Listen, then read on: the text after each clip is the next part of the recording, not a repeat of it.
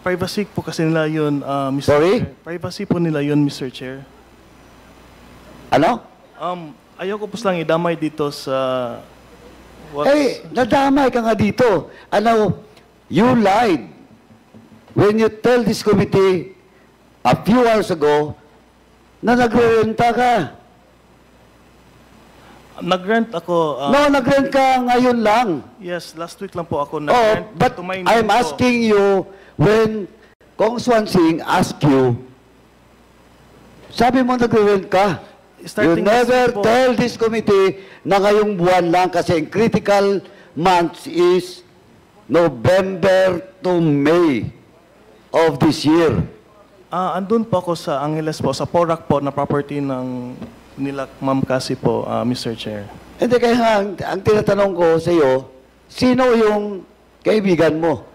Why you cannot disclose the names?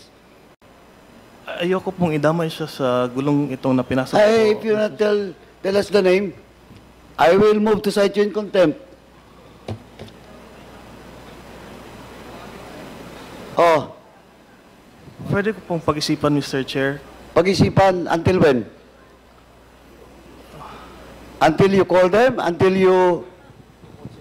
Alam mo kasi... Mr. Chair, Yes, ay, sorry. it's already past 10 o'clock. If Mr. De La Serna will not answer the question of the Honorable Paduano, I will move that we cite him in contempt. There's nothing involving national security for him not to answer the query of the Honorable Paduano. Second, Mr. Chair. Thank you, Congressman Acop. Mr. De La Serna, this is your last warning. Please answer the query of Congressman Paduano.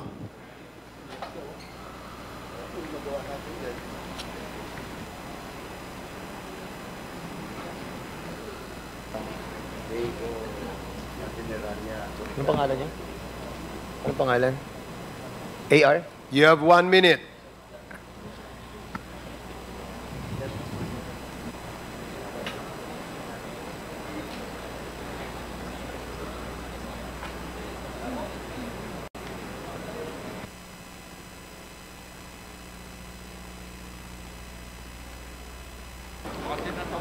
Suspended ba tayo?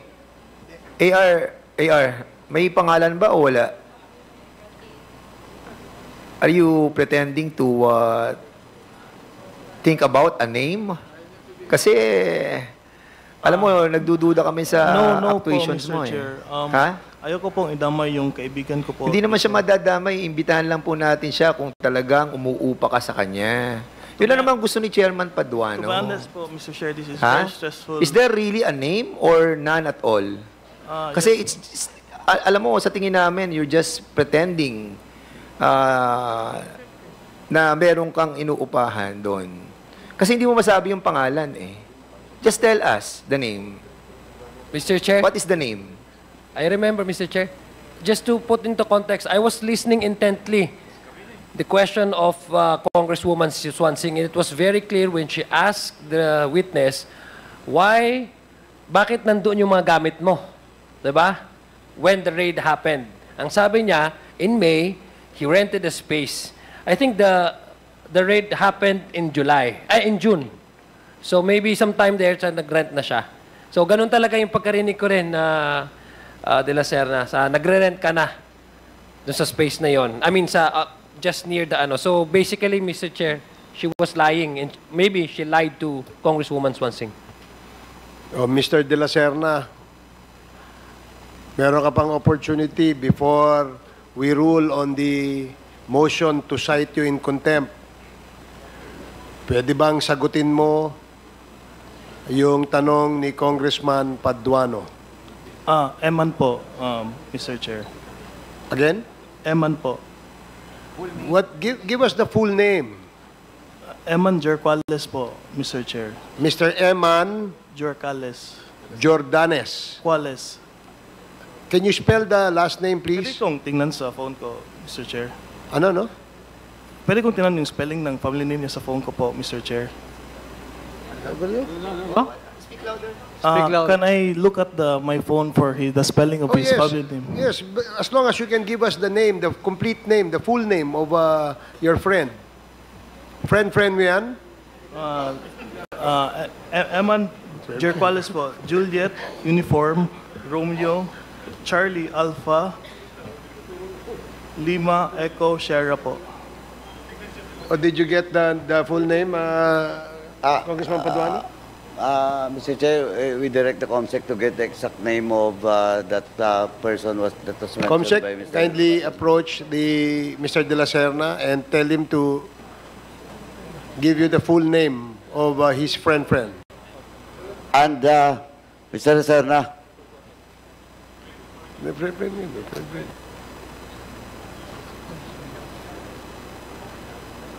including the address, Mr. De La Serna. And contact number.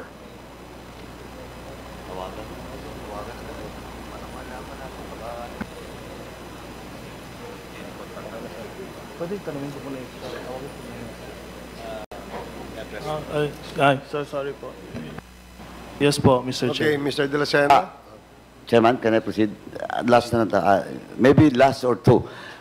Mr. Lacerna, binigay mo na ba yung number ng friend mo? Comsec? Nasa iyo na ba? Phone number. Mr. Lacerna, pag hindi mo binigay yung exact number, and we will call that number to confirm indeed that number is owned by that person, balikan kita. Yes po, Mr. Chair. Papasite ka in contempt ulit ni Chairman Akop. Yes po, Mr. Chair. Yung address, binigay mo na ba? Yes po, Mr. Chair. Okay, last. Yung exact address. Tapos what's the name? Jorcales? Yes, Jerquales. Jorcales. Text ko na po sa inyo.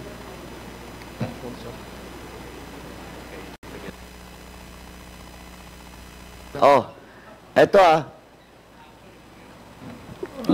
Mr. Lacerna. Yes po, Mr. Chair. Ano, yung minention mong name, kaklase mo. Kaibigan ko siya from Clark po, Mr. Chair. Not your classmate. No po, Mr. Chair. Sabi mo kasi kanina, friends. Friend ko from the aviation life ko in Pampanga po, Mr. Chair. But he's not your classmate. No po. Pero sabi mo kanina, friends, or those other persons. Doon ka ba nakatira sa kanya? Yes po. Sino kasama niyo doon sa bahay? Ano ba yan? Apartment? Yes po. Nirerentahan? Yes po, Mr. Chair. Okay.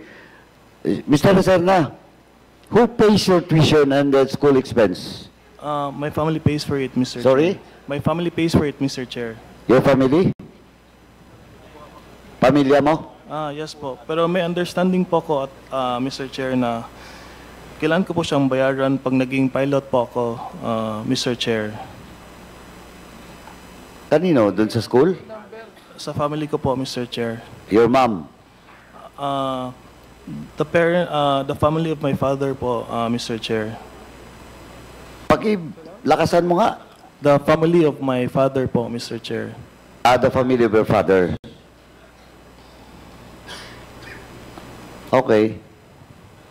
So, sigurado ka na doon sa address at saka sa phone number. Yes po, Mr. Chair. Mr. Chairman, can I interject? With the indulgence of Congressman Paduano. Ay, hindi pala full address. Anonas. Can I interject, Chairman? Yeah, please. Eman Jerquales. Jargoles? Yes po. Kapampangan yun ba to? Yes po, Mr. Chair. Kapampangan? Kapampangan ako. Marunong ang Kapampangan? No po, Mr. Chair. Narinig ko kanina sa'yo, Anonas. Yes po, Barangay Anonas. Yun po yung nire-rent ko po ngayon. Yung sa akin na po Doon ka nagre-rent. Pero kung saan si Eman, Sa Clark po yan. sa Mr. Clark. Saan sa Clark? Hotel ba o bahay ba ron? Parang condo po siya, Mr. Chair. Ano? Condo po. Kondo? Anong pangalan ng kondo? The Heights po ata, Mr. Chair. Ah? The Heights po. The Heights?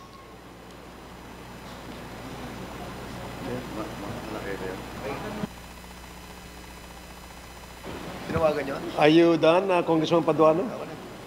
For now, Mr. Chairman. Okay, thank you. Okay. The next to interpolate is Congressman Dan Fernandez. Okay, thank you so much. Briefly lang po. Cassandra, question ko sa ito. So, before I move for the withdrawal of your, when we cited you in contempt, later on, the members wanted to withdraw that contempt order. But for the meantime, I'll be asking you a very serious question. Since nag-issue na ng waiver si Ronaldin Baterna, doon sa checking account that according to her, yung checking account na yon, lahat ng mga cheque, pinirmahan niya, ibinigay niya sa iyo. And that was testified by Ronaldin Baterna. So hawak mo lahat ng mga cheque, control mo na yung checking account. So ang tanong ko sa iyo, millions of pesos entered that checking account. Kani-kanino mo inisyo ang mga checking ito? Okay, ulitin ko, Cassie. Simple lang to. Merong checking account si Ronaldin Baterna. And she told us that mag-i-issue siya ng waiver. So in other words, makikita na namin yung through AMLAC, makikita na natin yung mga laman, kung sino mga nag-issue, sino ang pumasok na pera. So in other words, yung checking yon, ibinigay niya sa iyo, signed by her. So in other words, control mo yung checking yon.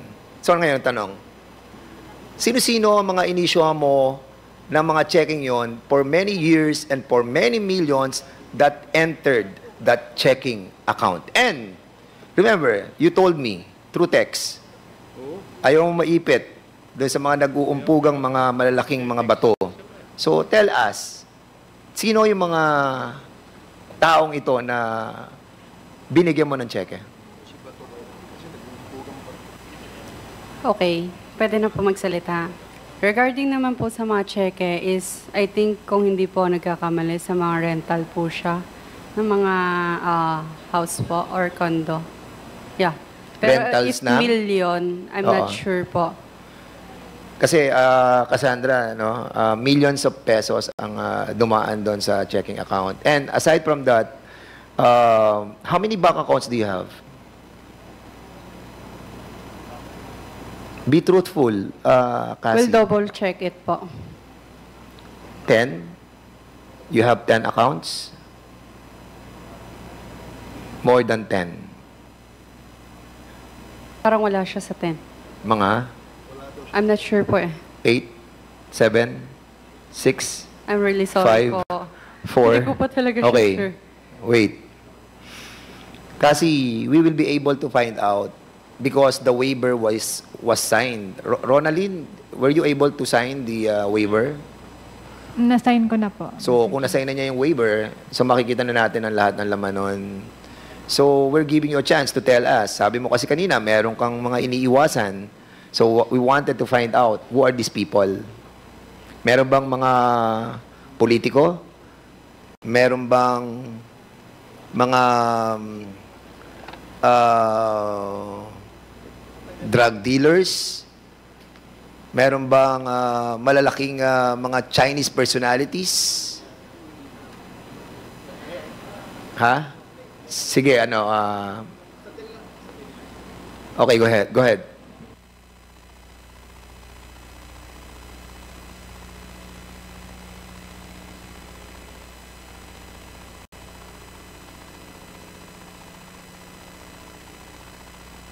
Paano siya?